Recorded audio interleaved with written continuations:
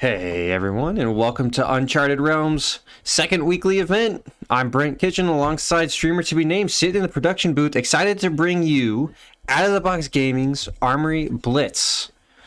This event is Out of the Box Gaming's Armory event, and we, Uncharted Realms, get the esteemed pleasure of hosting it. A little bit about Out of the Box Gaming. Out of the Box Gaming is a store local to Thomasville, North Carolina. They specialize in in-store play and a nice, neat, cool trading card marketplace for singles. So if you're looking for the last few pieces for your deck, or if you want to build a new one with Tails coming out, or you're tired of getting beat by Chane and you want to maybe play some Dash in your next Road to Nationals event, go check out Out of the Box Gaming in person or outoftheboxgaming.com. Pick up those cards. We got a little smaller event today for you guys.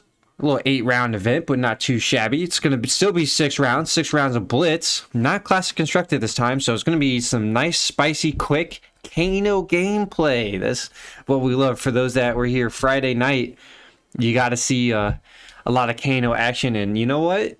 I'm a big fan. I get to see Kano again, so a big, I can say at least I'm happy with the kind of the Blitz switch over for a little bit. But you grinders as well for your XP are also definitely entertained with that. Keep up the grind there, guys. So anyways, we got round 1 here. Jeremy versus Chris. We got Jeremy on Kano, Chris on Chane, and we're actually seeing our players go through the complete start of round procedure. No extra fluff or kerfuffle here. These guys are playing it by the book. Chris here just counting up, make sure his equipment's good. But, you know, while we're waiting, who do you got in this matchup? Do you got the Kano or you got the Chane? I mean, for those that follow along week by week, you know where my vote goes. And it's not the Chane. It's going to be the Kano. So I'm looking forward to some spicy, roasty action. We should start out at 20 to 15 on the life total here. We'll get that updated for you guys in a second. Streamer to be named doing just fire lately on the live display here. Makes it very awesome for you guys. So hopefully throw them some love. Throw them some love is what I'm going for in chat. Let them know that you're enjoying the watch. But for those that weren't able to play, watching this back live or watching this back on YouTube on demand, if you like what you see, hit the like and subscribe button. And leave us a comment. Let us know before the match, before you watch it, who you had. And then see if you were right. Come back after that one. Both these players should have some pretty awesome gameplay here.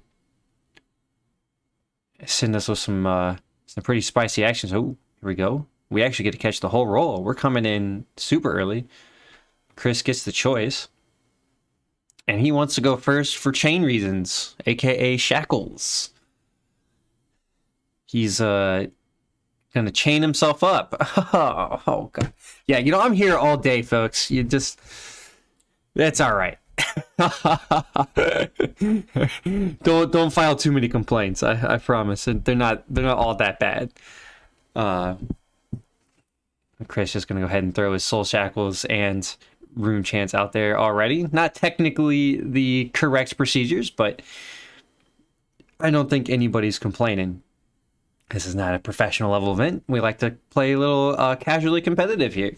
Just have some fun. Get that XP and grind. We got players drawing up. We should have equipment reveal shortly. But maybe they'll just play it with no equipment today. Here we go. Yeah, all right. We got it. It's like, oh, wait a second. Maybe we need to do it. So Jeremy here rocking the Talismanic Lens, the Findal Spring Tunic, the Metacarpus Nodes, and the Storm Striders. So he does have one Arcane Barrier, crucially here, against the Chane if he rocks out some Rune Chants on the Metacarpus Nodes until he goes and breaks that. The Chris, our Chane player here, who has yet to reveal his weapon, has no Rune Hood, no Rune chest piece there, no Rune Robe, I believe. Yep, that's what it looks like. And Grasp and his Snapdragon Scalers. And Chris will start us off. He won the die roll, like we said, wanted to go first. And Howl from Beyond. His next attack action card is going to get +3. And there we go. We see Chris's weapon. No surprise there. Nebula Blade. So, Chane activating there for the Soul Shackle. Chris's next attack is going to have Go again. Next Runeblade or Shadow action, excuse me. So Runeblade coming in here with Go again. 2 resources up, a card still in hand, and a 4 damage attack. Actually, that should be, yep, 4 damage attack because Howl from Beyond does attack action cards. So that will pump Chris's next attack if it comes out of the hand. So if Nebula Blade hits, Chris will get a rune chant. Jeremy apologizing ahead of time for any sort of thinking or diving deep into that tank. He says he's still getting used to Kano. We've all been there, Jeremy, but don't worry. You're gonna roast him out, I believe.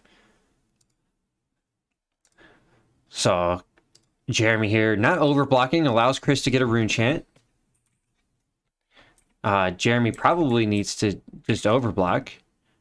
You're incentivized to keep your life total high with Kano if you're going second. You do get to refresh the hand and start the tempo advantage, but Jeremy might be looking to fire off on his turn 0 here, but Bounding Demigod this time. This one's going to be for 6. It doesn't get the +1 from its own self because it did not come out of the banner zone, came out of the hands, but it does get the +3 from Howl. +1 arcane from the rune chant. So Jeremy takes the 1, blocks 3, takes another 3. At least at the moment, unless he goes into reactions here. We see Jeremy throwing blues in front of that. Yeah, it appears to be blues, so maybe he's not firing off on his turn 0 or has more blues in hand. Yeah, here we go. Jeremy's going to activate Kano. Throw the energy potion away. Ooh, Sonic Boom's a good hit.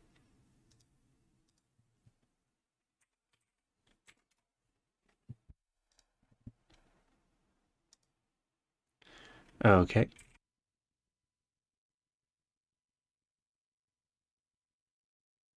All right, so Sonic Boom coming out.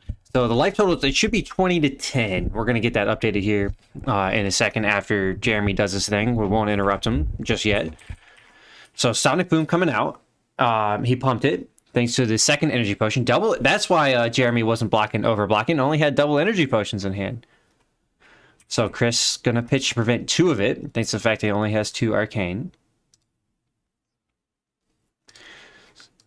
So Jeremy's gonna hit for 2. Chris falls to 18, gets a look at the top. It costs 2 less. You cannot crack the lens, Jeremy. He was considering it. Oh, blue snapback, unfortunately. Comes out for free. So it costs 1, deals 1. And Chris will just use his floating mana to prevent that. So unfortunate there for Jeremy, hit a blue spell, but that happens. All right, so we're going to go ahead and get the life total fixed. So 1 second there, guys.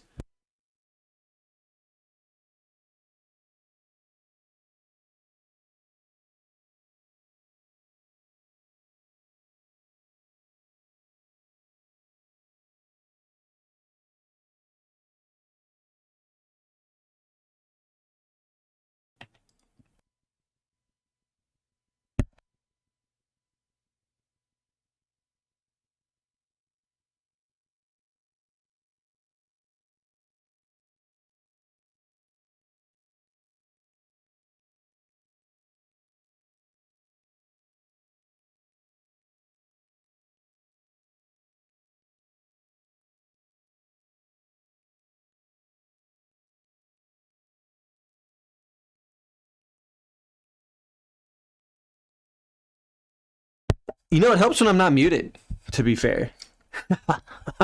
Well, there's the first whoopsies for the day. We were talking about, Chris had mentioned that, oh my gosh, that was on my instep. Yes, welcome to Kano, baby. So, Jeremy, they were talking that Kano's just pretty fire in Blitz. Yep, just clarification that that seed should be underneath already. So Jeremy went off the top on Kano. Red Stir of the Aether wins. That means his next attack can be played as an instant, and it's going to pump. So if he plays this one here at a Banish Zone, he can play a card out of hand at instant speed, and then play another one with his action for the turn, should he choose. Remember, Jeremy is still learning here, so it may not be the most consistent plays. Does not want to do it, actually. So 3 mana to nothing, just a look. Chooses not to banish it.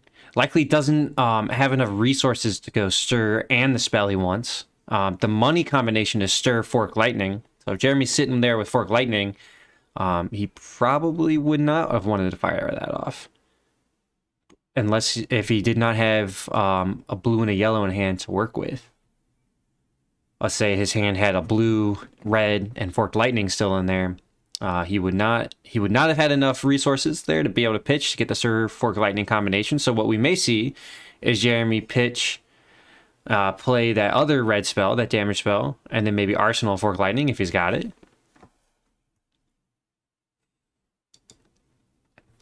Jeremy playing the Tome to draw 2. He's drawing that Stir, so he definitely should have banished the Stir at this point, because that is his action point for the turn. Ooh. Okay, so Jeremy there just drew up Arsenal and passed, so didn't even want to play anything there. But that's okay. So over to Chris. Remember, Jeremy's still learning, so not the craziest plays in the world, but hey, you know what? That's all right. Everybody's got to start somewhere. I think he would have been, obviously we don't know what's in his hand, but he definitely would have been more incentivized to probably banish the Stir, play the Tome, draw the 2, look for 2 blues, and then come out for a damage spell with that Stir. I would still probably allow him to Arsenal card, at least get some cards out of Chris's hand and some damage, but it didn't happen. So we go over to Chris's turn again. Soul Shackle founds a Riftbind, and he gets to start with the seeds. Activates the Soul Shackle. So here we go. Nebula Blade coming in from 4. Flock is the pitch. Great additional card. You start seeing the Flock migrating its way into Chane decks here because of the Quicken token. Allows Chane to just get even more spells cast from that Banish Zone with the go again there from the Quicken token. So a rather fine addition and / upgrade to the deck. A lot of decks I know didn't start with it, but they saw its power, they saw the light, and I think just about every Chane runs it now. Could be wrong though. Look it up. What's your local meta?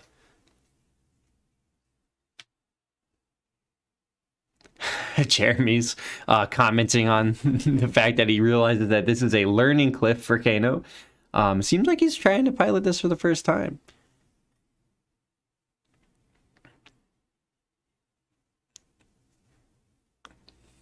A little bit of banter back and forth about hero abilities.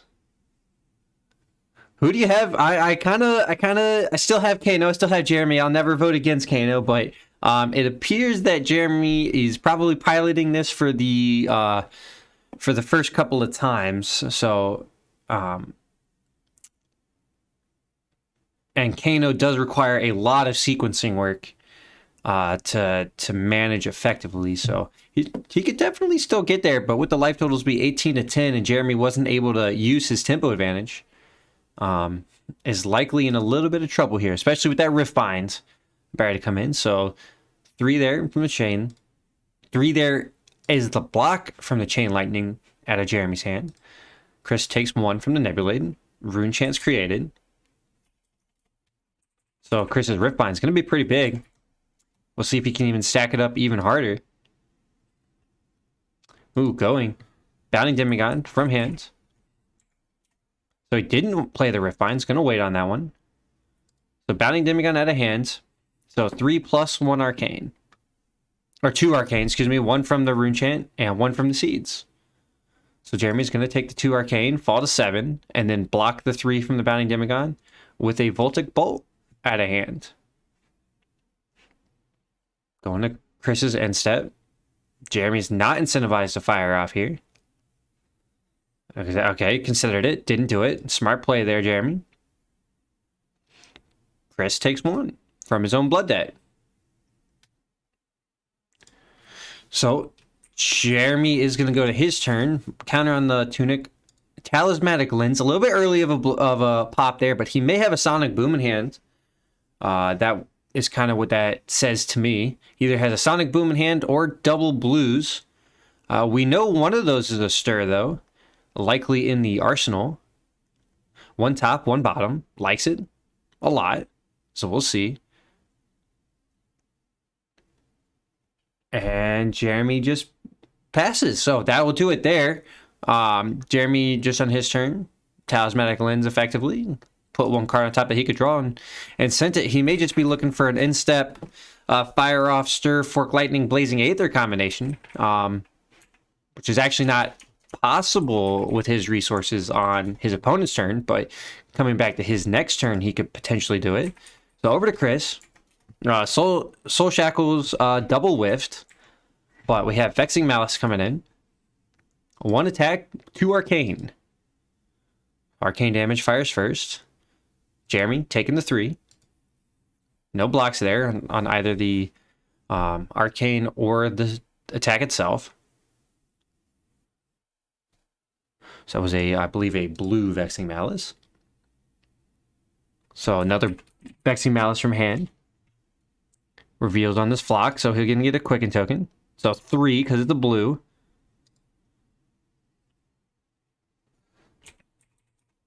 Jeremy blocks 2 of it with a stir. So that wasn't the stir in Arsenal. He kept it in hand, or he drew an additional one. So Scalar's cracking here to give go again to this flock. So Chris is just sending it all right now on this turn. Jeremy's at 3. I think Chris maybe could just hold and wait, but Chris is not incentivized here to throw everything out of his hands. He can just keep his shields up and chip away with the cards out of the banish zone. So we're talking there about the just about to correct it, but they figured it out themselves. The Quicken token is going to pop there from this Riftbind. So coming in for 2. Not the spiciest of attacks, but pulls cards out of Jeremy's hand.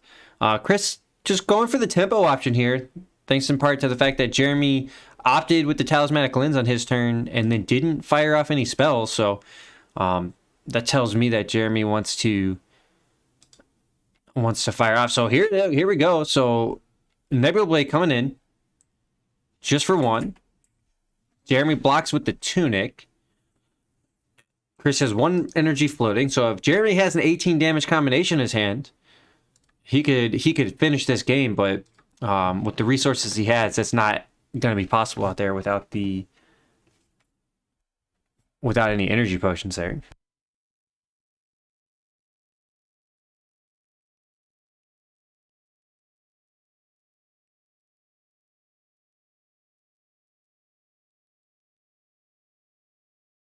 So a little bit of a question there. Got answered up. So over to Jeremy's turn. Here we go. Yep. Steady Aether Winds, Fork Lightning combination. Coming in for 12. All of a single source there. Now it is all 4 cards. Chris prevents 2 of it. Takes 10. If Jeremy had a Blazing Aether here, he could finish the game, but he does not, obviously, because we saw the previous turn he used some cards to block. And then we go over to Chris's turn. So Jeremy needs to find 7 damage. Chris's Riftbind there should be underneath with the resource. We'll go ahead and get that fixed.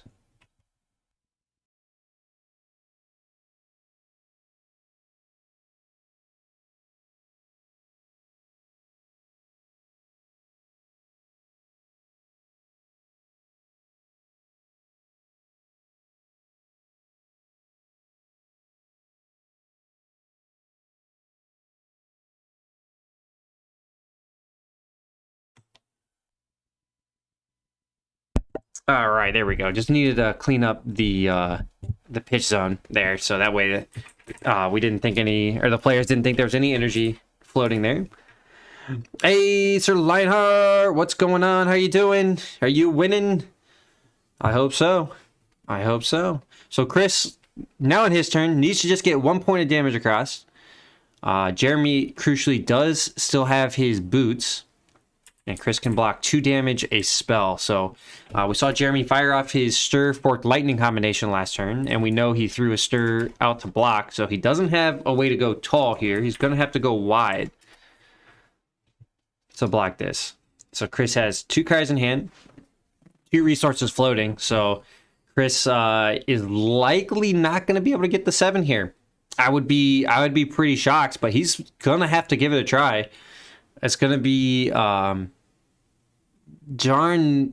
Well, it's possible that Jeremy can survive through this turn if his hand doesn't have the right colors in it. Jeremy's in the tank. This is the crucial turn. We'll see. So Jeremy, although what he's looking at, could throw 2 cards to block the Ghostly Visit. And then we need 2 cards to block the Nebula Blade when that comes in. So if Jeremy goes to block here instead of trying to win, he would be playing on the fact that he would think that Chris could not get those 2 cards out of his hands, which I would not bank on. Nice. Pretty solid round 1. Damn. Yeah, no, Kevin was playing in here on Friday night, and did a fantastic job. So he's definitely he's definitely a good player. So it's a good thing that he had a good game though. That's what we like to hear. That's what we like to see. Oh, I'm definitely ready for that Aria. Tales comes out, I think it's what, like 4 hours from now is the first couple of spoilers, I believe. I don't know.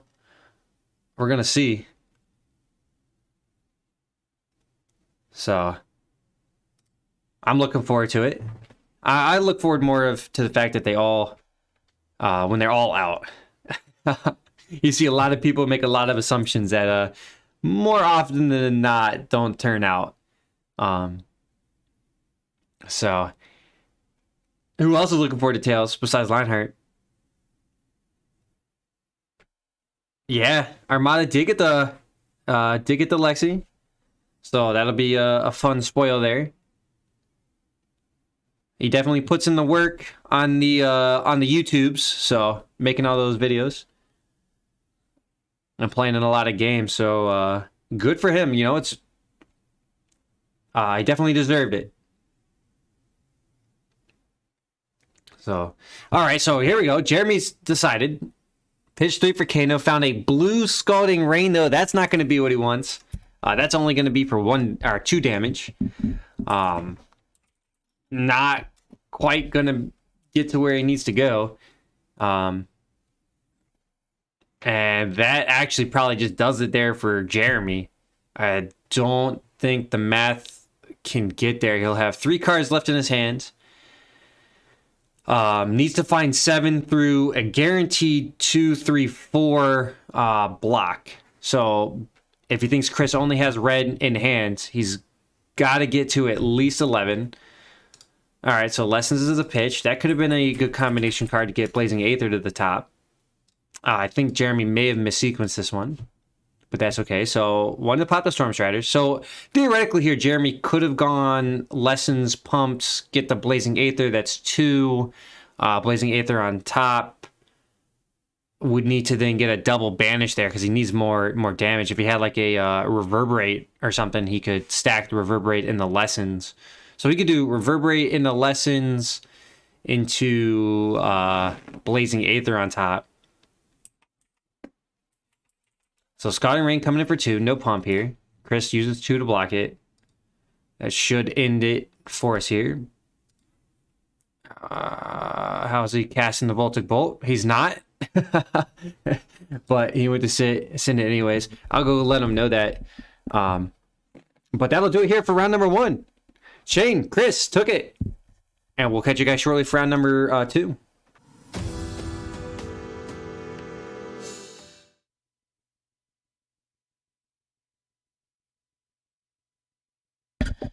Hey everyone, and welcome back to rounds number 2. Told you that was going to be a quick one.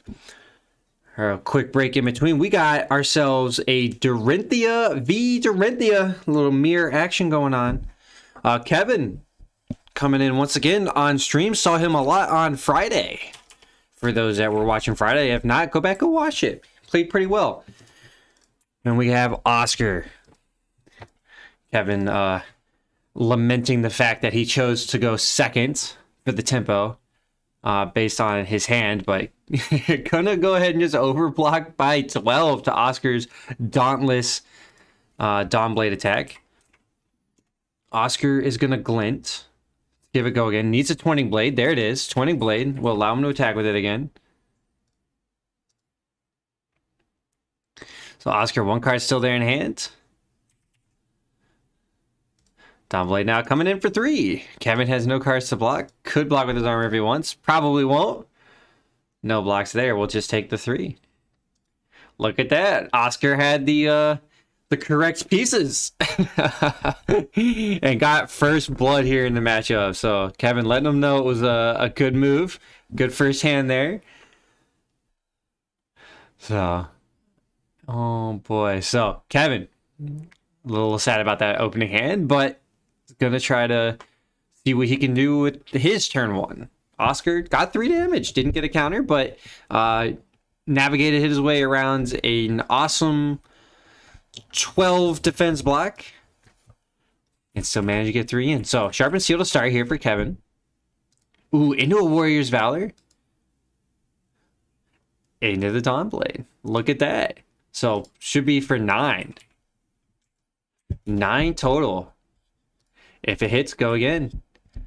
1 card there in hand. So Kevin, or Oscar knows that Kevin does not have at least 1 Iron Song response because we can see it there in the graveyard. Used it to block. So that could be a key piece of information for Oscar down the line. Oscar likely does not want to throw 3 cards out here to block 9, but definitely doesn't want this Dawn Blade to go again. That is for sure. So Oscar throws 6 plus equipment. So gets a total of 9. Now did block with cards from the hand, so Reprise is active if Kevin wants to fire off. And Out for Blood here could fire, but then he wouldn't have the energy left for the Dawn Blade if he wanted to. So just Arsenals and passes. Calls the block good. Oscar now going into his turn. Did use his equipment, so we see counters there on his boots and on his chest piece. Oscar's going to have 2 cards to work with. Ooh, and he broke it. Dawn Blade's coming in for free. 2 cards out of the hand. Not too bad. So he will lose 1 block there from his chest piece, but not too shabby here. Sharpened Steel. Plus a Steel Blade. Plus Dawn Blade. So on hit, draw a card. And should be 8 total coming in. No cards in hand there. So Kevin can block as he needs to. Likely will throw out at least 1 card from hand plus equipment. We might see 2 cards from hand and less equipment. That's how that math is going to work out there. Now, to be fair, though, he also could take some of this damage if he wants to. Now, Dorinthea Mirror is generally a slower paced game overall.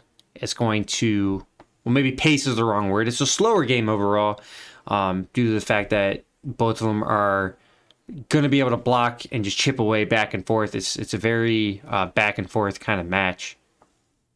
Especially those know what I'm talking about in the Classic Constructed realm that have played in the Dory Mirror. So Kevin's grabbing 3 pieces of equipment there and a card. That's what I kind of figured he would do. Blocks for 8. 2, 3, 4 from equipment, 5 from equipment, plus 3 with the card from hand, thanks to the fact that Skullcat is active with the +1 because Kevin is at 17 and Oscar's at 20. So over into Kevin's turn there after Oscar draws up. Nothing else he could do there. Kevin's going to have 3 cards in hand and 1 card in arsenal. Dauntless to start. So +3, it's a red one. Defense reactions cost 1 more. And Kevin's going to swing in, coming in for 6. One pitch, one resource remaining. 2 cards to work with. Kevin definitely has a spicy turn here. Oscar's going to have to think about this one. Make a guess here. No blocks on the first pit. Takes potential 6. No reactions. Oscar doesn't have anything there, or doesn't want to. Takes 6, falls to 14. Kevin's skull cap's now turned off. Oscar's is turned on. Kevin's gonna pop the boulders thanks to the fact that the weapon hit. Gets the option to give it go again. So Dawnblade now has go again. 1 for the gloves. No more energy floating. Pitch a stroke to come in for 4.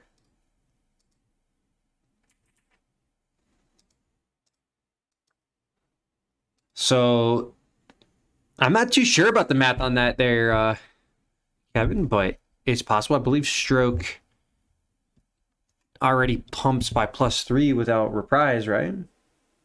Yeah, I think so. So technically, Kevin popped his bolters here to effectively get 1 extra point of damage because he could have cast a stroke with that floating resource. Oscar doesn't want to take the 4 here. Will throw his bracers and skull cap in front of it. His skull cap blocks for 2 thanks to the fact that he's at 14 life after that first attack. And Kevin draws back up. Now, crucially here, Kevin will not have his bolters for the rest of the game. Use it here to get that extra attack in. Instead of looking for life. So that was his choices there. Look for 3 damage there in life with an attack reaction. Or get a second swing in, try to get a counter on the Dawnblade. And Kevin chose counter on the Dawnblade. Or tried to attempt it to. +1 damage and counter on the Dawnblade. Cost him that equipment. Now over to Oscar's turn. Has all of the cards to work with. 4 cards. Well, not all of them. So because could have had one on his arsenal. So Skullcat now turned off there for both players. As we have equal life there. 14 and 14. Oscar's got his first hit. I would venture a guess to say Oscar's going to get a counter on his Dawnblade in this turn. Doesn't pump his bracers. Or doesn't pump his next attack with his bracers. Just comes right back in with the Dawnblade. That tells me he's got some spicy attack reactions in hand. It's only for 3. Kevin, I think you throw your bracers in front of this and potentially just have to double check the math on his block. So it'll just be his bracers for 2. So maybe not even there. Maybe just take some damage. Depends on what Kevin has in hand to come back on the next turn. I would, if I was in the situation, if I did not have a sink below in Kevin's spot, I probably would just allow this counter to go on because I think Oscar is baiting some reactions here potentially. If I think that they have reprise. If I think he's got Iron Song. Now, if I think he's got Stroke of Foresight or Out for Blood, I'd be a little concerned. I might want to throw a block in there anyways, but Kevin's got to make that decision. It's definitely a thinking game. No blocks. Goes to reactions. Let's see if Oscar has it. See if he fires it off. Yep, there's a stroke. And a Razor Reflex. Up to 9 total. Woo! Oh boy. So Kevin calls it good. Falls to 5.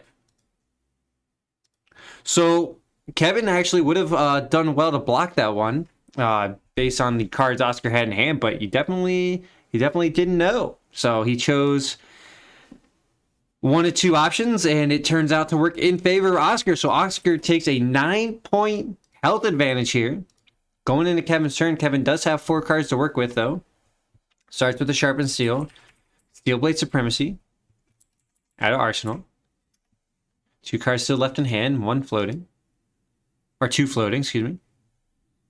Uses 1 of it to come in with the Dawnblade for 8 to start. If it hits, draw a card.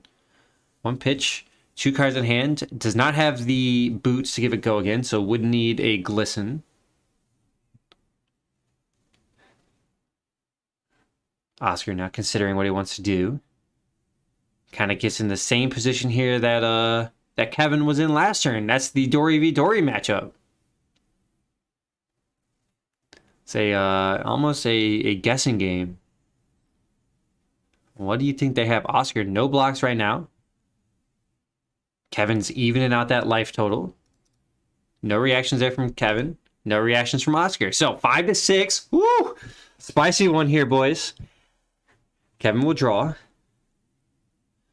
3 cards now in hand. One work with. So no go again there. So just play the Sigil Solace from Kevin. Goes up to 8. Arsenal card and pass. I think that would have been the I think this probably would have been the turn to keep your refraction bolters and pop them there, but just to pull out more cards out of the hand there from Oscar, he would have had to probably respect the fact that Kevin could likely get 6, but we don't get to see that happen this time. So we go into Oscar's turn. He's now at the life disadvantage, had a 9-point health advantage in the last turn, down to a 3-point disadvantage. But he's got 4 cards to work with. Comes in here with an Iron Song Determination and the Dawn Blade. So 5 coming, or the Dawn Blade does have a counter on it, so it's going to be a 5 total attack.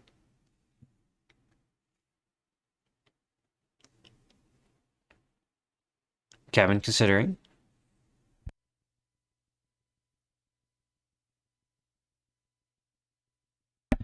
Kevin considering what he wants to do.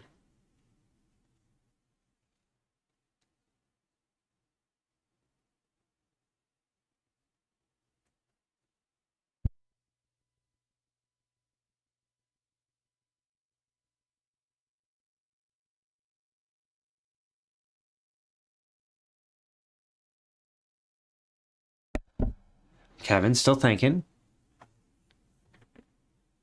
Oscar's waiting patiently. Likes to move his cards back and forth. Kevin, though, likely needs to respect this. Gotta remember, he's sitting at 8. Dorinthea usually pumps by +3. So Kevin's definitely got a thinking game here. 2 cards out of the hands plus the bracers would block this completely. Kevin's not likely to be able to get enough pump to block or to get over that. He could have a route here though. So if he has route plus another pump, it's route plus Iron Song. It's actually possible for him to get there. We'll see what Kevin chooses. Throwing the Courage in front, throwing the Bracers in front for now. +2 cards. Likely going to try to overblock this. So I see Oscar being able to win this turn if he has route plus Iron Song. And Kevin triggers Reprise. It is dominated as Oscar points out. Yeah, so this is actually probably it. I see what's going on here. Oscar's gonna have either the tutor, the Dorinthea specialization, or just have the route already in hand. It's gonna be able to plus it by 1, route the card back, and get the 8 damage he needs across to finish the game. Or at least he's gonna try. I've seen this one before. It's a sad story for the defending player, but Oscar is not gonna mind this one bit. So let's see. So yep, so Kevin triggers the Reprise. So Oscar's active. Send it, Oscar. Oscar's not firing it off right away. It makes me believe that maybe he doesn't have it. Or he's slow rolling it. Yep, Singing Steelblade. Into route. Let's see it. Let's see it, Oscar. Come on, baby. There it is. Yep. Tutor into route. It's going to push back the defense card. So Kevin will lose 3 block here. So it'll look... should almost end it. 9 to 3. So maybe not. Maybe Oscar can't get there. We're going to find out. Okay, yeah. So Oscar's just going to send it straight up. Alpha Blood goes back. So 9 to 3. So 6 damage across. Kevin didn't have the other 2 he needed. Sorry, he didn't even have the energy for it. That's my bad. But Kevin falls to 2. So Oscar took that health advantage right back. Goes up 6-2. It's a very scary combination there. Iron Song and the Steel Blade into route. If you're looking for combo cards in Warrior, that's about the other one besides Bolton Luminaris, or Lumina's Ascension, excuse me. So Kevin this time gonna play his Iron Song Determination. +1 to dominate. Steel Blade Supremacy.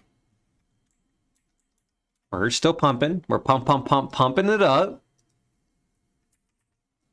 The fact that Kevin is still alive on this turn is definitely a good thing for him. Because he may be able to just take complete tempo advantage here. Pull all the cards out of Oscar's hands. That Sigil actually turning out to do wonders. Kevin would be dead without that Sigil. Oscar going to block with 1 from Bracers. So likely has a defense reaction in hand. Kevin's considering. Oscar knows he has an out for blood. Will likely fire it off. That's going to be another +3. And will force a response here from Oscar. Unless Oscar forgot about it. He did route it. So 9-1 is the total. So Oscar's going to Steel Blade. Kevin's going to fall to 1. Oscar, do you have the double Steel Blade? That would be too much. So 5 total is the block. Because that is a blue Steel Blade. And Oscar falls to 2. So we got a 1-2. 9 attack, 5 block. Kevin doesn't have go again, so just Arsenal's ends his turn. Gets to go to Oscar's turn with 2 cards in hand. Okay, so both of our Warrior players getting here in the clutch, staying alive. Dawn Blade to start. Coming in for 4. Pitched a Warrior's Valor for it. So potential Iron Song. Or potential Iron Song. That's about all Kevin could die to here. 0 cost there because the Warrior's Valor was pitched.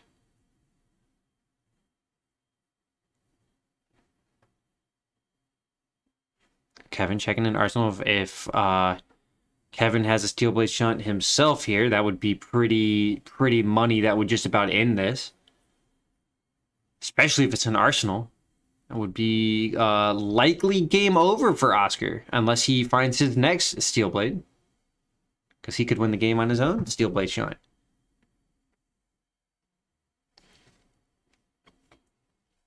Oscar's got to take into the fact that there's no energy available. Or Kevin's got to take into the fact that Oscar has no energy available to cast a pump at a hand. So you either... I think you still respect the 0. You still respect the Iron Song. We haven't seen Oscar fire off double Iron Song yet. I don't know if we've seen him fire off 1. I can't remember. For those that remember, for those that have better memory than I do, let me know. Ooh, Kevin's going to ask. He's asking about Iron Songs in the graveyard. We're going to find out. It's I willed it into existence practically. 0.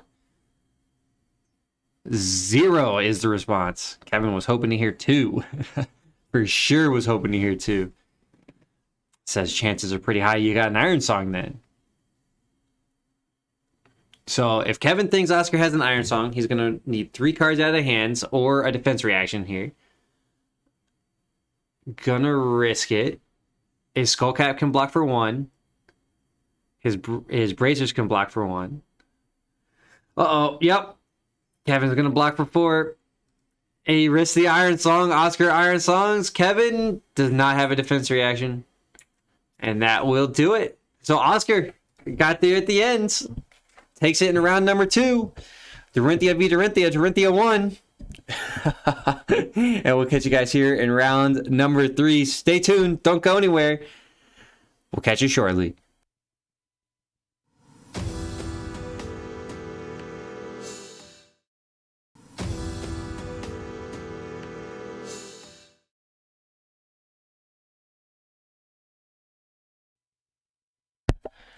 Hey guys, and welcome back to round number 3. I'm Brent alongside John, and we are Uncharted Realms hosting Out of the Box Gaming's Armory Blitz event. Out of the Box Gaming is a store local to Thomasville, North Carolina, and they specialize in in-store play and a marketplace for trading card singles. So go get those last few pieces, get those flocks for your chain deck, get some more of those dash pieces, or just get some cold foil stuff. Bling it out a little bit. What do the kids say nowadays? That drip. But anyways, coming back to you with the relevant stuff here in round number 3. We got Oscar yet again with his Dorinthea against Joel on Chane. So a little bit of a fun action this time. We get a wide range of matchups here today, and seeing people do it back to back. So it's awesome to watch our players progress through the tournament. So Oscar gonna start it off here turn 1, and he's gonna start here with the Steel Blade. Oh, hold on a second. And a plow through. So 8 total. So +2 from the Steel Blade, +3 from the plow through. 3 there for the Dawn Blade. Joel just double checking on the math here. If Joel defends with an attack action card, it'll get another +1. So it could potentially go up to 9 here on the Dawn Blade. Joel could still just block 3 cards out of the hand, no sweat. I think he blocks all 12. We might see another rinse repeat of turn 1 action from round number 1. Now Oscar is holding 1 card in hand here. Probably doesn't want to fire an Iron Song response just on a turn 1. And Joel's just going to block all 12 anyways. Oh, wait, hold on. Blocks for 8. Excuse me.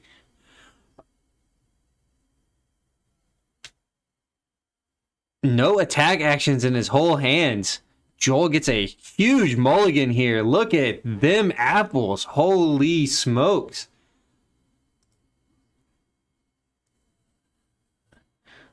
Joel points out that he's playing Ether Ironweave and not Husk.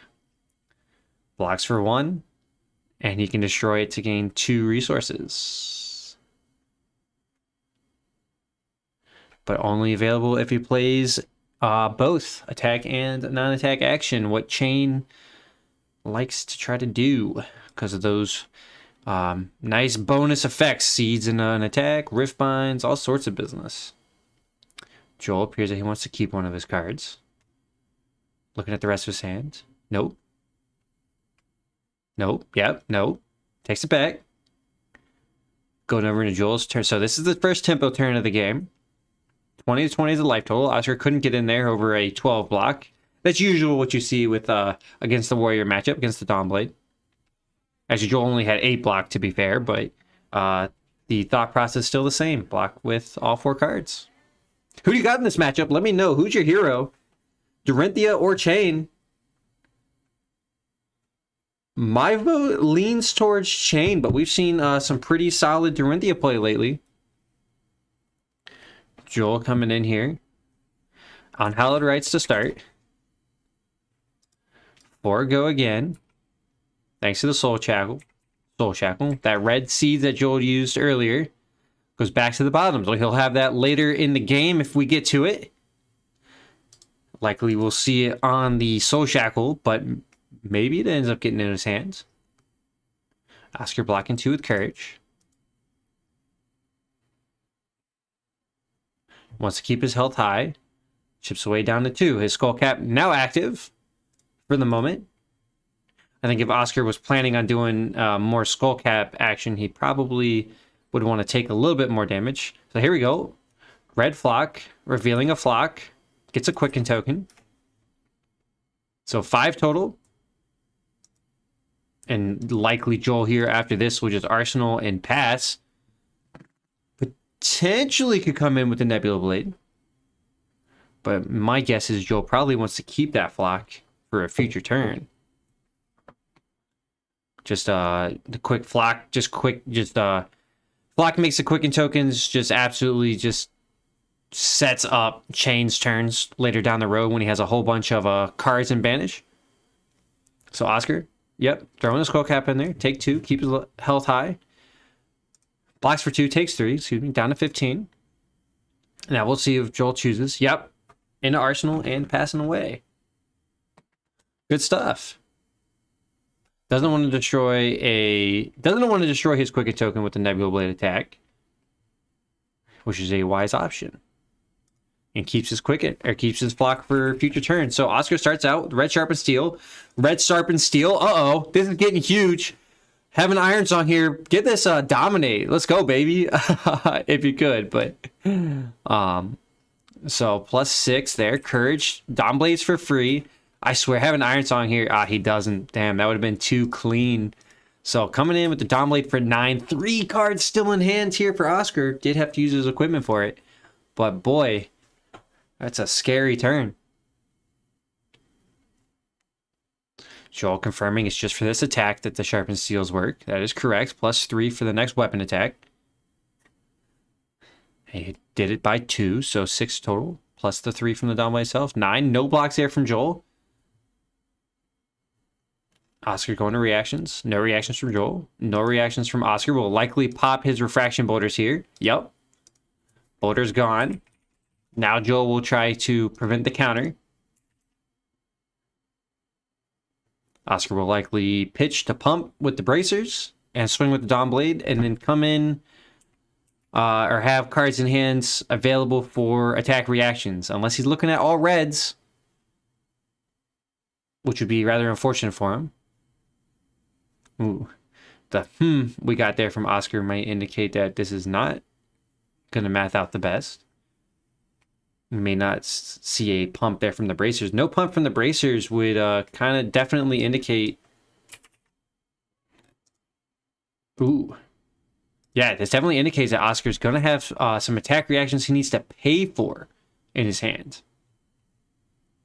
Could also potentially be baiting Joel out here, but likely not. Oscar likely has Out for Blood or another Steel Blade that he has to pay for, and needs the cards in hand to use the resources for it.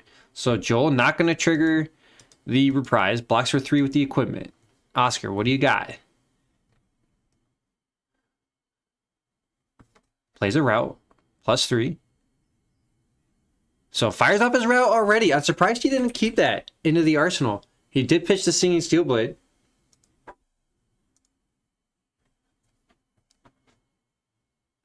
So little talk on what the Reprise would have been. So Oscar just trying to get the extra damage in there. I'm a little bit surprised he didn't Singing Steel Blade there and keep his route. Could have potentially had another route in hand, but Reprise wasn't active, so that's likely why he didn't go with the Singing Steel Blade, and just wants to keep that for later. But route is available, is like kind of one of the big killers there for Dorinthea. Just kind of blow your opponent out, not allowing them to pretty much negates their block and the +3. So pretty fucking spicy. So Joel at 8, Oscar at 15, into Joel's turn. Soul Shackle finds a Shadow. He will be able to cast that out of his banish zone. If he banish another card, to give it go again. He does have the Quicken token as well. So Joel's got a fairly wide turn set up for himself here, and can get the energy after he plays a couple cards here. Non-attack action and attack action, to be specific. So pitches is Blue Bounding Demigod. Excuse me, Blue Meet and Greet. Play his second red flock. We know he's got a blue flock in his arsenal. So 5 go again, creates a second Quicken token. The first one blew up, the second one was created. No blocks here for Oscar, going to use his health total as a resource. Falls to 10. This is going to be a very big turn here for Chane. I think Joel's about to rip the tempo right out of it. Maybe it was a red flock. I'm sorry. I called it a blue out of Arsenal. It was a red out of Arsenal. Not a blue he had revealed, so. Unless he accidentally picks it up and has a blue sitting in his hand, but we'll keep an eye on that. I don't think so. I think I just got the colors wrong the first time. E-Strike. for 7 total has go again. Thanks to the Quicken token. What a great combination here. This is all generic too, by the way, folks. This is not even Runeblade specific. This could be done in any deck. Just keep that in mind. 5 go again plus 7 go again. It's like we're playing like we're looking at an Ira deck here. Oh my gosh, 7 go again. So Oscar's gonna try to block 2 to take 5, to fall to 5. And it's not looking good for our Dorinthea player here. We know that Joel can at least play the Shadow for 2. He's got 2 energies floating, so he could also play the Nebula. And even Arsenal a card. So Nebula Blade right now only going to come in for 1. So 1 go again. It hits Mega Rune Chant. Oscar blocks the 1 with the Skull Cap. No Rune Chant for Joel. Into Shadow. Banishing another Shadow. So 2 go again, then another 2 coming in. So Oscar's facing 4 damage here. No blocks, falls to 3. And then Shadow's going to come in again. And then Oscar's going to get another 2 damage attack coming in. Or Joel maybe doesn't want to do it. He's going to fire it off. Yeah, you put Oscar down to 1. Oscar has no arcane barrier except the Skull Cap. He can use his bracers, considering the shackle. Just clarification there. So bracers coming in to block 1 of it on the Shadow. So Oscar will fall to 2. So critically, he won't die to 1 arcane ping away on the seas. But what a good turn there from Joel. Sends his opponent down to 2. Huge health advantage, but didn't get any tempo advantage at all. Oscar, 4 cards in hand, 1 card in arsenal, which is kind of scary when you're sitting at 8 life. Uh-oh, I think that we're about to see Oscar do it. I wish he would have kept that route. I really do. But Iron Song, into Spoils, into Dawnblade. It's got go again. It's pumped up. So 7, dominate, go again. Gosh, a route here would have just absolutely actually ended the game had Oscar not fired it off on his previous turn. So 3 pump total plus the 4 from Dawnblade, thanks to the counter.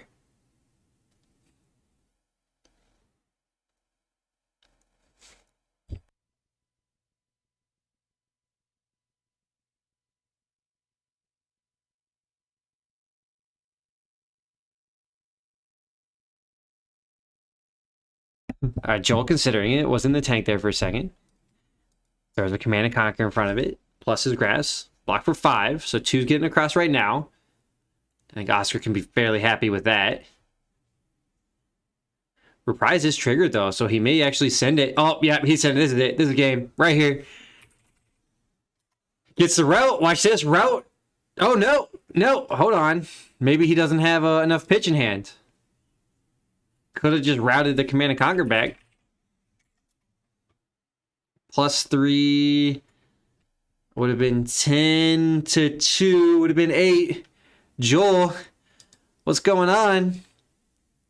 But plays it anyways. Blue Dauntless, yeah, could have just routed for the game. But 14 total there for Oscar. So it still might not even matter. Joel needs some defense reactions. Overpower does give it plus 6, so I guess technically that's the same thing as a route. And Joel is just dead.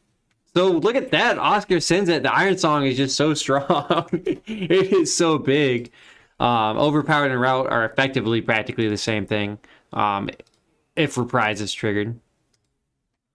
And you send a 3 defense card back. But Oscar quickly, efficiently knocks our Chane player down. Chane, a lot better in Classic Constructed. Needs the time to set up. Almost like dash items. But gave it a good shot. Had a good effort at it. Sent his opponent down to 2. But that will wrap it up here in round number 3. Stay tuned, guys. This is a Blitz event. It's going quick. There's 3 more rounds coming at you. So we're halfway there. Halfway mark. We're living on a prayer. And we'll catch you guys next time. See you in round 4.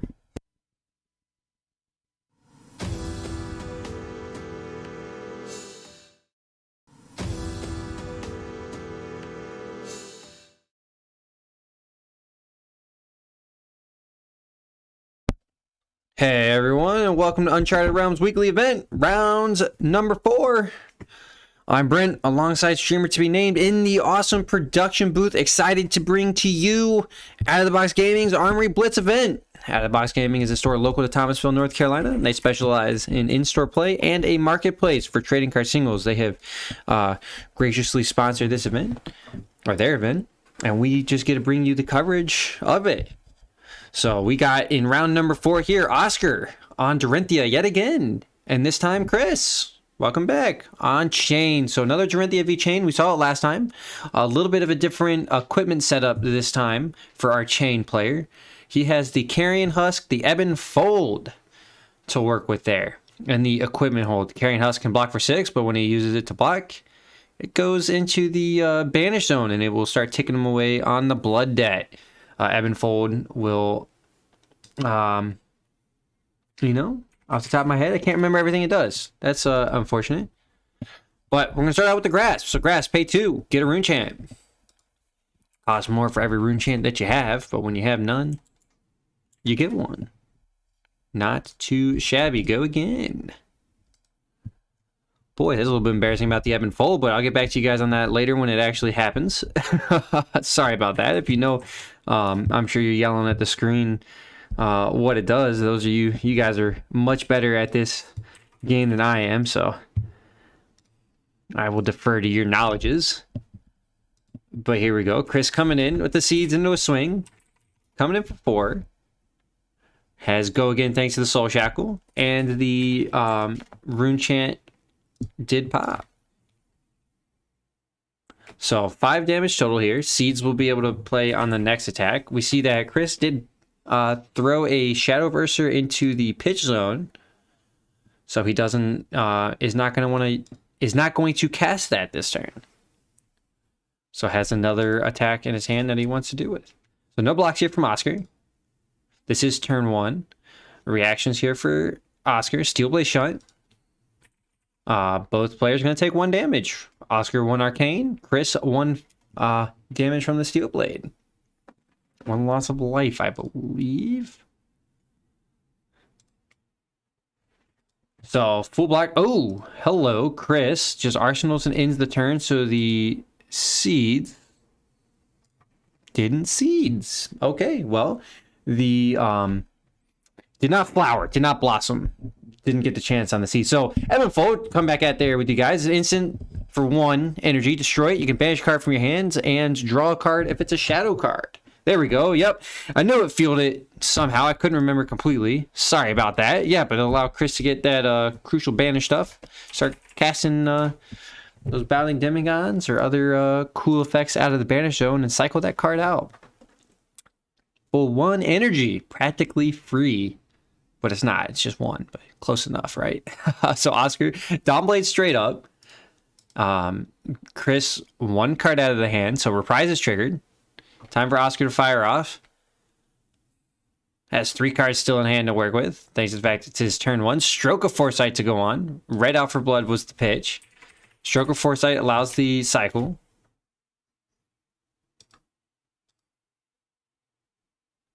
Excuse me, the opt. I said cycle, meant opt. Correct magic term is what I was looking for. So that will do it there for Oscar, our Arsenal and pass. So Chris, down to 16, 19 to 16. The chip away has begun for both players. Ooh, found this blue seeds on the first Soul Shackle trigger. Chris hitting these rather nicely. I believe his first round, he hit the first one as well, and then his second one was 2 whiffs, if I remember correctly. For those just coming from the video, don't hate on me too much if I get it wrong. Shadow Puppetry to start. In a flock. Look at that. Reveals a Rift Bind, so it's going to get a Quicken token.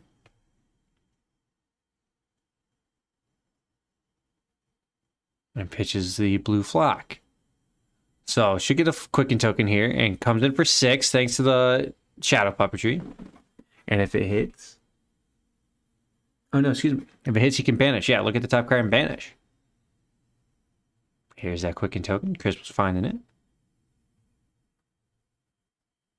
Will likely be the last attack of this Block might be the last attack. I'll say that.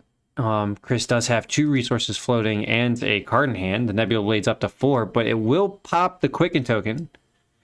And there is a Soul Shackle still available here for Chris if he wants to make one. So he may use this Quicken token right away. Activates Chane. Oh, that's unfortunate. So the Quicken token will get destroyed. We gotta go. Yep, gotta go fix that. Yep, he found it before I could even get there. Quicken triggers. Double go again there for Chris. Unfortunately, does not stack an extra action point. It can only wish on that one, but it does not. So Nebula Blade in there for 4. Oscar was able to block with both of his equipment. And then Chris will make another rune chant. Chris will take 1 from the seeds there. So a little bit unfortunate there for Chris. I think he probably wanted to hold that an attack there from the Nebula Blade. Now, to be fair, he did get counters on the equipment there from Oscar, and it was a 4 attack. But does not set him up for future turns with the Quicken token. So it was almost just a straight up flock for 5. And then it had the +1 from the shadows, so which is a straight up 1 for 5. So nothing too special there from that block from Chris's on the last turn. So into Oscar's, coming in with a life total disadvantage, spoils into Steelblade, into Dawnblade. So 7 with go again. And if it hits, draw a card.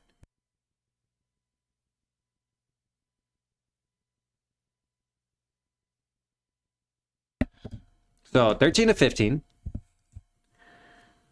Chris gonna block 10 on this one. Nice overblock there. Oh, excuse me there. Had a little sneeze in action. Must be an attractive lady talking about me somewhere. I know she's at home. Probably not talking about me, let's be honest. She's happy I'm out of the house. Anyways, Oscar coming in with a Nourishing Emptiness. Dominate.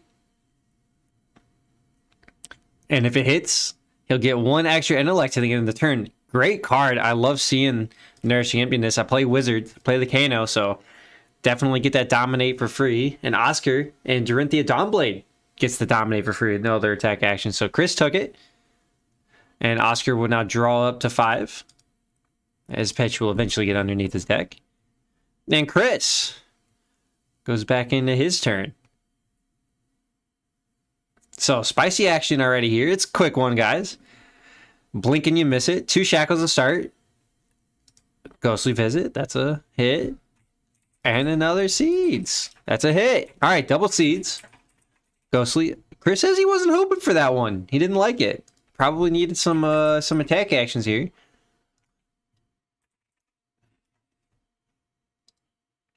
He might not be able to trigger. They're both blue seeds. For those that can't quite see it, it is a double. It is tough to see, but those are 2 blue seeds. Chris would need an attack action for 0 to pop both of those. He's got a rune chance, so could potentially threaten 3 arcane this turn. Oscar Skullcap is not active. He will have to pitch 3 for every 1 point of arcane he wants to block. When the Skullcap does get active, should he choose to go down that route. But Chris could pop his Ebb and Fold here if he wanted to try to recycle this out. I think Chris probably would have liked to have kept the the Quicken token, but right now doesn't need it. So Ghostly Visit coming in after Shadow Puppetry. 5 go again. If he hit, he can banish. Chris likely wants to see some banish action. Oscar's gonna give it to him. Oscar no blocks here. No reactions. Oscar falls to 8. Banish trigger. Ooh, that's a plunder run. I can see it on camera. He is going to banish it. Doesn't want to draw it. Yeah, it doesn't do anything for him except potentially give him a draw effect on the next turn. So I can get behind that option there from Chris. Once you just push straight damage. Is on a clock here. Now he can get these seeds out of here to not take the damage, which is what he might do, or he could keep them. So right now he's looking at taking 3. Nebula Blade should come in here. So Nebula Blade could come in for 4, would pop the Rune Chant. So it would be 5 damage total again, looking there at Oscar. So first seeds. Another Soul Shackle activation. And the Nebula Blade for 4. So Chris opting to only take 2 damage there from the Blood Debt. So Rune Chant needs to pop, and we'll go ahead and get that fixed there.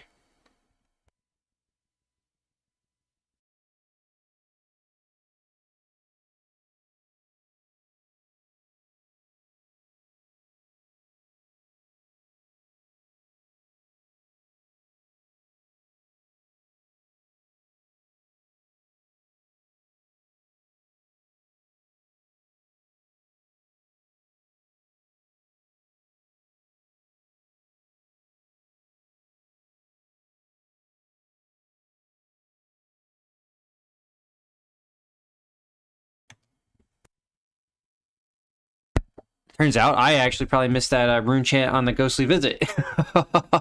Whoops. We got it settled there for our players.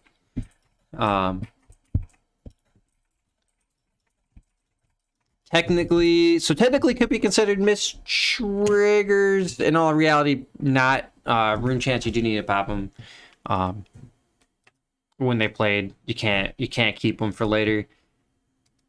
Keeping them would technically be more beneficial than detrimental in my book.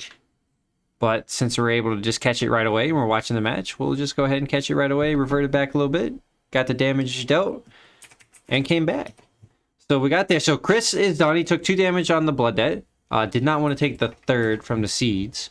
Oscar into his turn. 4 cards in hand to start. Uh-oh, I think this is going to be the end of the game. Chris is like, I know how this goes. Oscar, as we saw last time. Ooh, Glint not running the route combination here. Route could have potentially ended the game with another pump. So the Dawnblade does have go again, needs to hit. Oh, 2 red Iron Song response. Up to 10. Chris is like, oh, only 2. Rip. So up to 10. So 10 to 4. Chris right now taking 6.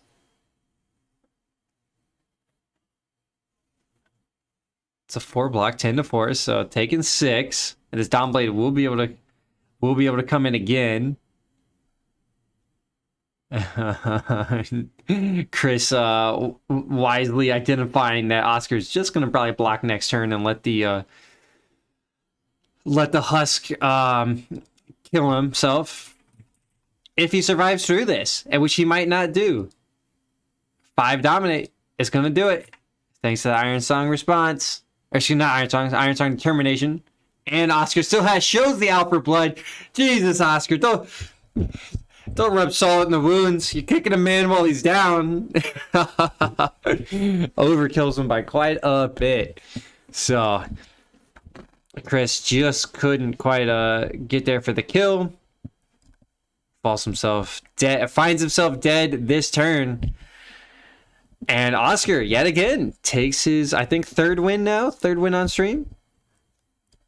Super awesome. Good stuff. You love seeing this. Oscar's doing awesome. Trying to make the run today. 6 rounds total. 2 more to go with the prize giveaway in between the 5th and 6th round. So keep an eye out there, guys. Keep at it. I know this one was a quick one, but we'll come back at you with round number 5 shortly. See you guys then.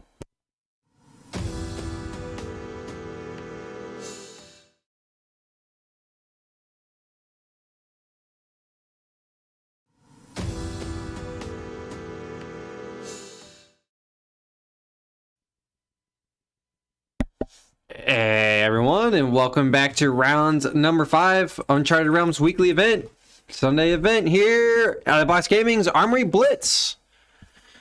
At Box Gaming store local to Thomasville, North Carolina. They specialize in in-store play and trading card singles. So if you see a card you like on screen, or you see a combination that's just too spicy to pass up, go to outoftheboxgaming.com and pick up that card for your deck today. Make it happen. I'm telling you, they're the place to be. They got what you need, especially if you want to bling out the deck.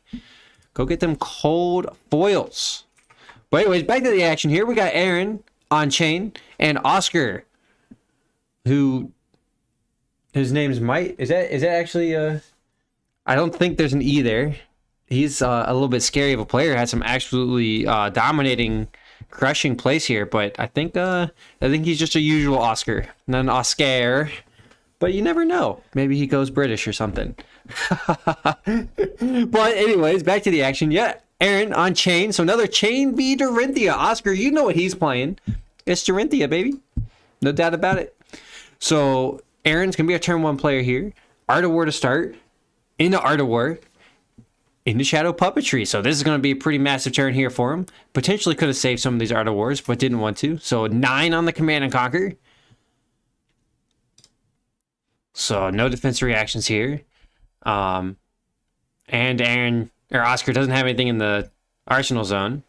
He's also super incentivized to block for 9. So this would have been a massive monster turn here for Aaron if it was not turn 1. Really, unfortunately, for our Chane player. But Chane is definitely incentivized to go first to get those Soul Shackles and potentially other cards into the Banish Zone. And even Rune Chants. Remember, you could just really just Rune Chant, Soul Shackle up, Arsenal, and not be too sad about it, to be fair. So Oscar was able to throw some cards out there, but critically there is that his Razor's Reflexes are gone. So that'll be good to know, or a good thing to note there for Aaron. So Oscar, Sharpen Steel, Iron Song Determination, 7 Dominate. We're going to see 2 spicy attacks back to back, but Oscar's going to have the tempo advantage from it. Ooh, Carrion Husk right away to start. And a Grasp. Grasp should be at 1. I believe the dice shows 2, but it is going to be at 1. Maybe we'll get a fix there. All right, let me just fix that dice there real quick, and then we'll come at it.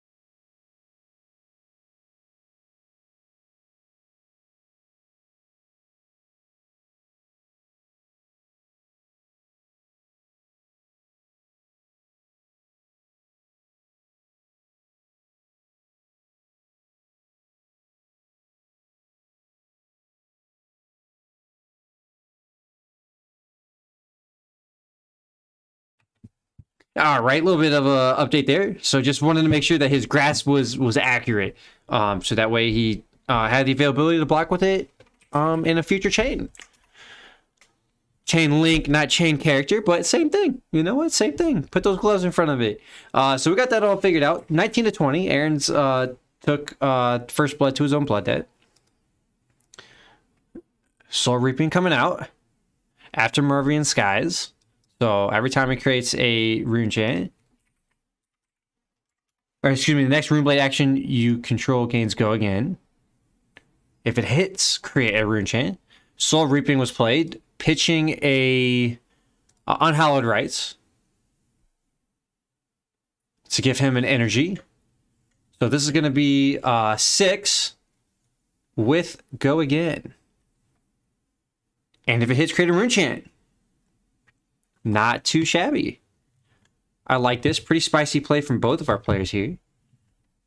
Just back to back to back. I love that sort of action. Let's just get explosive. This is why I like Blitz. This is, it's just too good. It's just too much fun. Quick games. Explosive gameplay. Yeah, you are more reliant on variance. You can have just a sequence of bad hands. And your opponent could just have the right cards and you could just end the game. But that's really any card game there, to be fair. All right, so Oscar can try to keep some health. So here we go. So total is 6 block there. So Soul Reaping doesn't hit. No rune chant created. Seeds of Agony.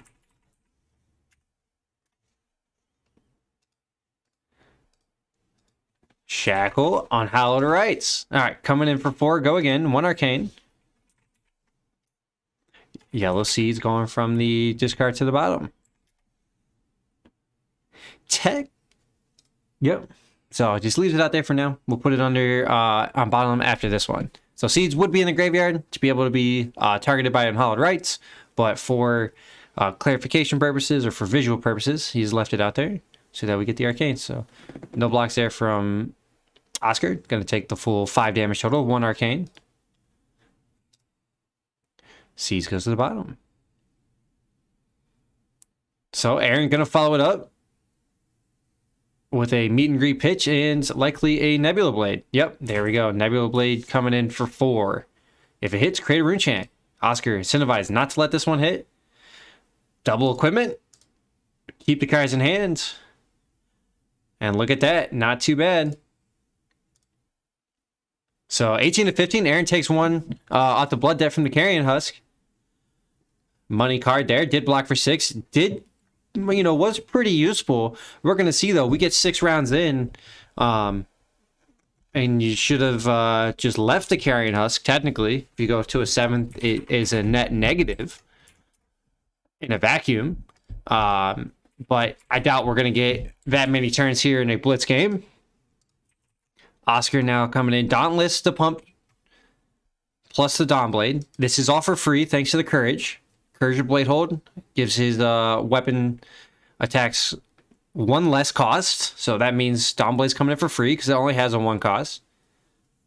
Next defense reaction is going to be 1 extra. So a lot of 1 cost increases and decreases on this turn. But Aaron, no blocks there, taking 6. We'll likely see the bolters pops give go again. Yep, gives it go again. 2 resources still floating there for Oscar. He can use 1 to pump with his bracers, 1 to attack. He's got a card in hand and card in the arsenal, though, so maybe he has double attack reaction and just sends this straight up. He's mathing something out. Yep, pump.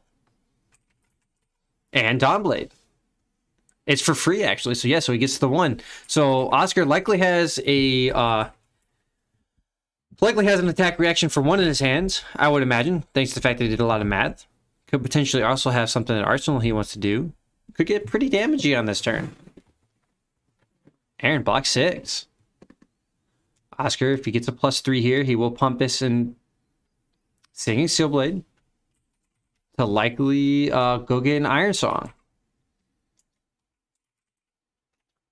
Unless he has a blue pitch in hands. And then we'll go see another +6 pump.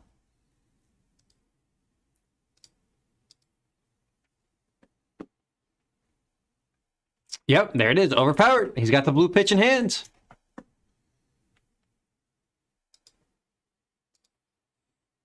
So it's going to pump by another 6 here. And so we will be up to 11 total. This Dawnblade's getting a counter, boys. Or ladies and gentlemen, I should say.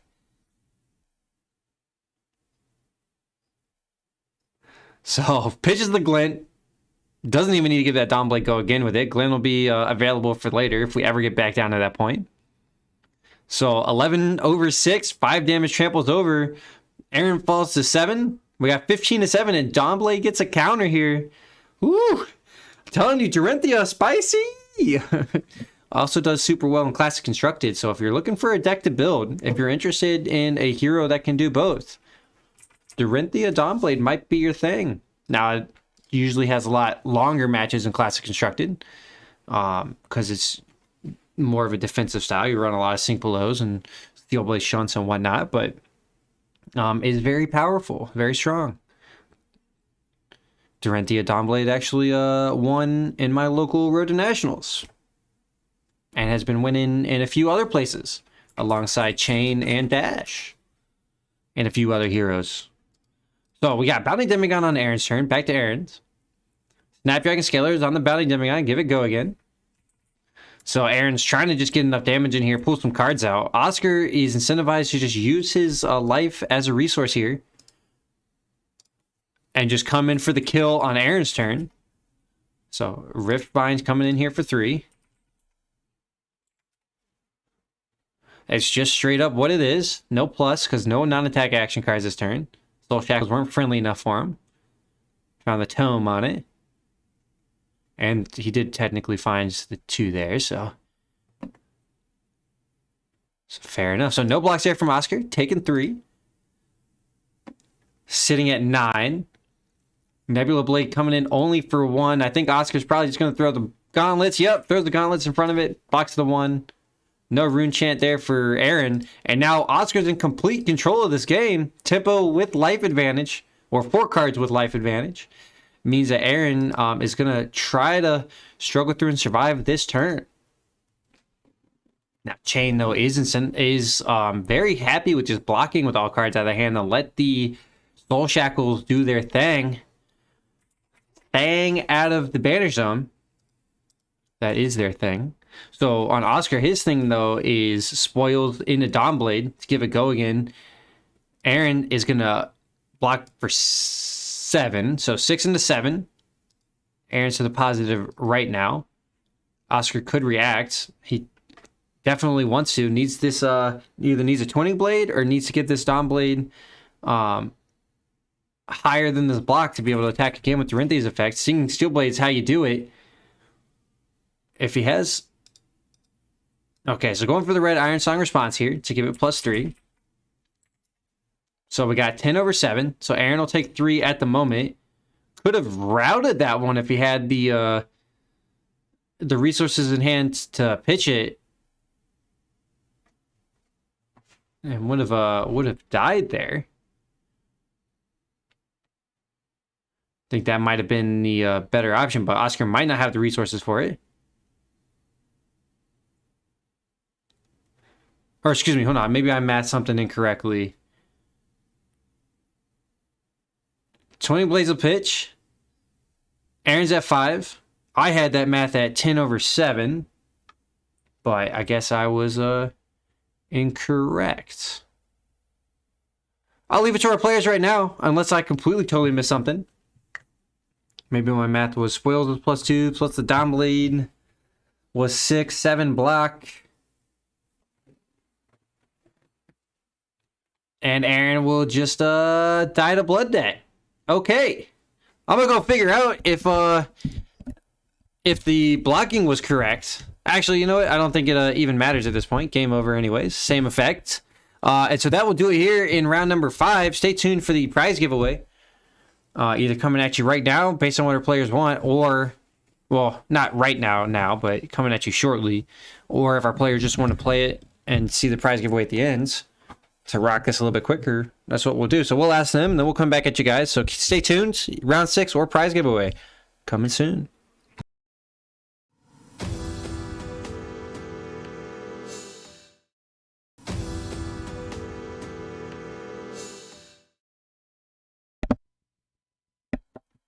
Hey everyone, welcome back to round number 6. This is Uncharted Realms coming at you with Out of the Box Gaming's Armory Blitz event. I'm Brent, alongside streamers to be named in the production booth. Excited to wrap this up for round number 6. Not excited because it's the last round, but just excited because there's Kano once again in the house on Jeremy, who's kind of piloting it, not necessarily for the first time, but for somewhat of the first time. You know, he may or may not have gotten his cards from Out of the Box Gaming. Out of the Box Gaming is a store local to Thomasville, North Carolina, and they also have an online marketplace for trading card singles. So if you're trying to build a new deck, or if you just need a couple extra pieces, or like I said earlier, for those who've been following round by round, if you want to just bling it out, as the kids say nowadays, get that drip. It's not what they say, but check out Out of the Box Gaming in person or at outoftheboxgaming.com and pick up those pieces you need. So like I said earlier, round number 6, this is it. Will be our last round of the day. We got Jeremy yet again, and Oscar, we've been following him through the tournament. Jeremy is on the Kano with the Metacarpus Nodes, the Talismanic Lens, the Spring Tunic, and the Storm Striders, while Oscar got a half set of no rune going for himself on Dorinthea, no rune hood and no rune gloves, Courage of Bladehold, and the Refraction Boulders. So Oscar opting to keep the chest piece in there, not run 3 no rune. That's going to allow Jeremy to kind of do his thing. And kind of try to go off on the Kano. So Jeremy's our turn 1 player here. Oscar's already down at 17. A big key point in this matchup is that Kano prefers or does like is that Oscar is going to have a lot of red cards. A lot of red cards to work with. So Oscar's going to pitch what appears to be a Dauntless there to block 2. To take 1, and Jeremy's gonna be able to put a card up on top. So he's done 4 total right now. Ooh, that is after an Aether Spindle. I did see that. So Aether Spindle left the Lessons on top, cast the Lessons, not too shabby, gets the damage, could put a Blazing Aether on top if you have more cards to work with. 1, 2, 3. Depends on where that Aether Spindle came from. Let's mat this out. 1, 2, 3. Aether Spindle could have came off the top, so Jeremy should have another card to work with. I could be wrong. There's no cards on the table, so I'm probably wrong about that. Let me see. Cost 3 for that. Boom. 3 for that plus the bit. Yep, nope. So actually, excuse me, I am incorrect. Jeremy should have no more cards in hand, so this should be a stack on top of his deck for his next turn. So Red Aether Flare is going to be the choice. He's going to want to go ahead and draw that one up on his next turn. It will go up on top after the shuffle here. Nice little riffle shuffle there. It kind of hurts. There's no eye in there, I don't think, so we're good for those cringing right now. But Jeremy would rather have good randomization. So, ooh, new sleeves. You can tell. New deck. Sliding around. Aether Flare on top, and that will end Jeremy's turn. So, 1 counter. Got 4 damage. And he got to search for an effect, so not too shabby. Oscar got a mulligan 3 cards away. Gets to draw up himself. Gets to start with the tempo advantage. Kano likes to go second a lot of times for the tempo. I've seen some people just rocking him first, but your opponent's too incentivized to pitch away, and you likely won't get the damage. Jeremy did not have a card in hand to Arsenal. You see that a lot of times with Kano. Doesn't have the resources, aka cards left over available for it. Sometimes you see it. More often than not, you don't. Oh, hold on a second. That's enough about Kano. We're talking about Oscar right now. Starts it off with the Courage of Bladehold. All of his Dorinthea attacks are free. He's going big here. Please tell me Oscar's not about to one-shot Jeremy here. Dorinthea can do it. Kano does start at 15 life. It's possible. I'm hoping not. I'd be a little bit sad. It would be really sad, but no initial pumps. It would be hard. Oscar would need just about perfect stuff, and Jeremy would have to choose not to block. But it definitely is possible. If Jeremy only blocks with 1 card out of the hand, would be to trigger Reprise. It'd be super possible. Jeremy's going to take 3. No blocks there. A lot of times you see Kano players run the Arcanite Skullcap and Iron Rock Gauntlets in this matchup so that they can just throw a 3 block out there from equipment alone. So Oscar gonna glint. Give it go again. Doesn't want to use the bolters just yet. Jeremy takes 3, go down to 12. 16 to 12 are life totals. Oscar's fishing for a counter now on this Dawnblade. Come in with the Dawnblade again. So yeah, so this definitely says that Oscar has attack actions in hand. Now, with only 3 cards and no reprise, he can't get up to 12. But if Jeremy, let's say, blocks 1 card out of the hands, and Oscar has the resources to go and get some routes, an Iron Song response, and a steel, and a Steel Blade there, he can go and get the stuff.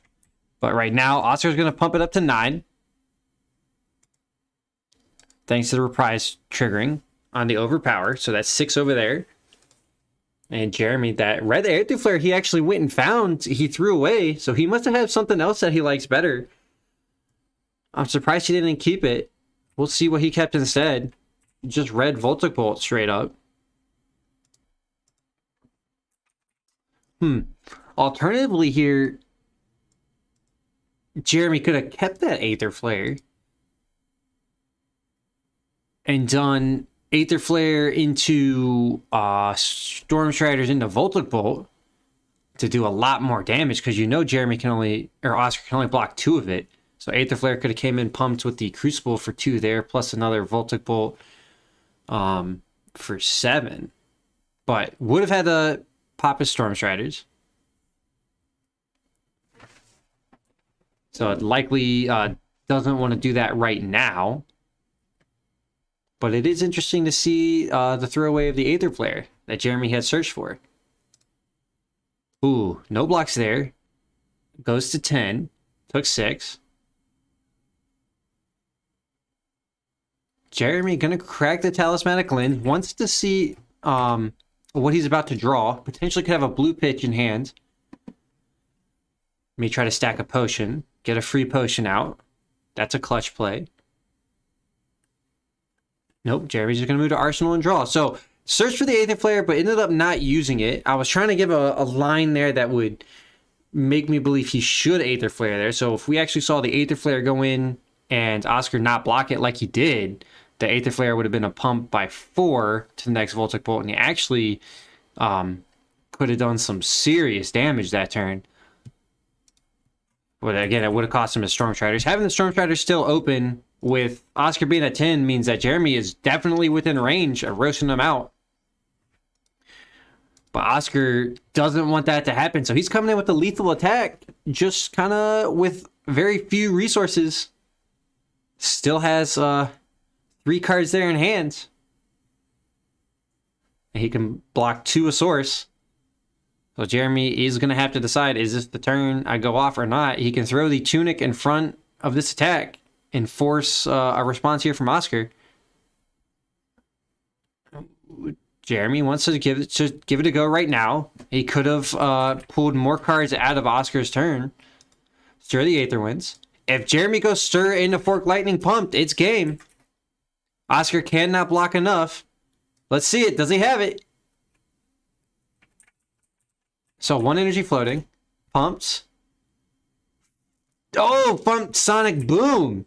Oh, it's not a... He's just trying his blind. He's shooting blind. 7 right now. Next card off the top is going to be reduced cost or for free. If it's a Blazing Aether, it'll end the game. Potentially. Jeremy, if he thinks it's a Blazing Aether, he should have pumped this Sonic Boom by the Metacarpus nodes. If he's fishing for the Blazing. Actually, unless he actually just should have pumped with the Metacarpus nodes right here. Regardless. Taking it back, actually. He might be doing it. Okay, he does it. He does it. He makes it 8. Definitely incentivized to do it. So he actually found both of his Aether Flares there. Didn't want to send them. If only he had the Fork Lightning. If he had the Fork Lightning there instead of the Sonic Boom, that was game. It doubles all the pumps and is a single source of damage. Jeremy's asking if he doesn't block it, Oscar's asking if he doesn't block it, can Jeremy make it bigger? Jeremy could have forced Oscar to spend resources out of the hand. So Jeremy going blind. What's he get? Chain Lightning. It's coming in for free. That'll be another 3 damage. Oscar will be able to pitch for 2. And that will do it. Jeremy thinks it's awkward. Needed to see either an Aether Spindle there or a Voltic Bolt in this situation. Both of those would have ended the game. Scalding Rain would have ended the game. But that's all Oscar has. So, that's all Jeremy has. Jeremy could have forced this with the Tunic. Yep. Could have forced it with the Tunic. And Jeremy actually could have won the game there. I'll let him know, but that's pretty quick. Does it there for round number 6.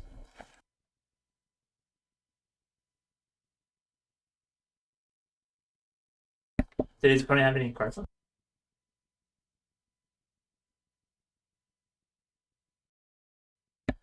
I'll come back to close it out. We'll have the giveaway here shortly after this. Stay tuned. Don't go anywhere. I'm gonna let them know. Jeremy could have got there, but I gotta let the Kano players. Gotta let them know. Gotta help them out so we got more roasty action.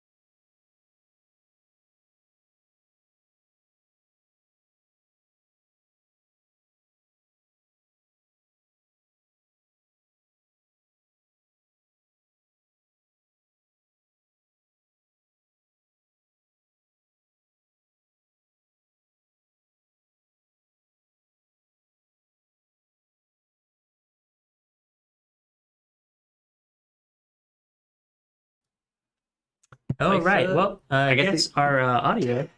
Likes to cut this I don't out know. for some reason. I don't know. The source was gone. Like I didn't delete the source. I don't know why it wasn't there. That's weird. But But our 7th. We gotta get to 7 before that was we a realize. 7. Yeah. Oops. All right. Well. Everything was unmuted this time. This is a software this time. I don't know. One of these days I'll get this surprise giveaway done correctly. Sorry about that, guys. I'm gonna blame Brent. He was sitting here. He watched me do it all.